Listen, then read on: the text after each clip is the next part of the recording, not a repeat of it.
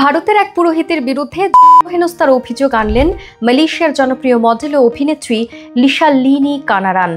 Miss Grand Malaysia 2021 খেতাব জয়ী এই অভিনেত্রী জানান, মন্দিরে আশীর্বাদ দেওয়ার সময় এক ব্যক্তিগত কক্ষে ডেকে নিয়ে তাকে অনাকাঙ্ক্ষিতভাবে স্পর্শ করেন ওই পুরোহিত।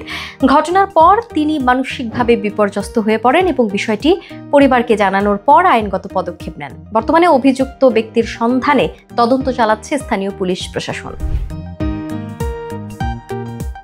সম্প্রতি ইনস্টাগ্রামে দেয়া এক পোস্টে লিসা লিনি জানান, ঘটনাটি ঘটেছে 21 জুন মালয়েশিয়ার সেপাং জেলার কুয়ালালামপুর আন্তর্জাতিক বিমানবন্দরের কাছে মারিয়াম্মান মন্দিরে। পুলিশ সূত্র জানায়, অভিযুক্ত ব্যক্তি একজন ভারতীয় নাগরিক এবং মন্দিরের মূল পুরোহিত বিদেশে থাকায় সাময়িকভাবে দায়িত্বে ছিলেন তিনি। অভিনেত্রী জানান, পূজার নিয়ম শিখতে তিনি প্রায় মূল পুরোহিতদের সঙ্গে দেখা করতেন। সেদিন ওই দায়িত্বরত পুরোহিত তাকে আশীর্বাদ দেওয়ার কথা বলে একটি ঘরে ডেকে নেন। অভিনেত্রী জানান, কিছুটা অস্বস্তির পরও তিনি ভেতরে যান।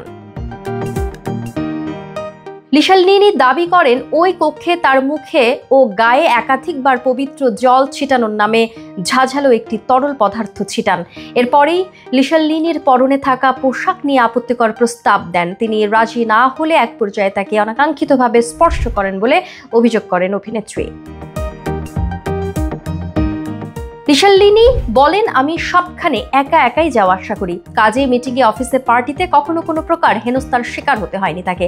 তিনি ক্ষোভ প্রকাশ করে বলেন, যে জায়গাকে সবচেয়ে নিরাপদ ও পবিত্র ভেবেছিলাম সেখানেই আমাকে হেনস্থার শিকার হতে হলো।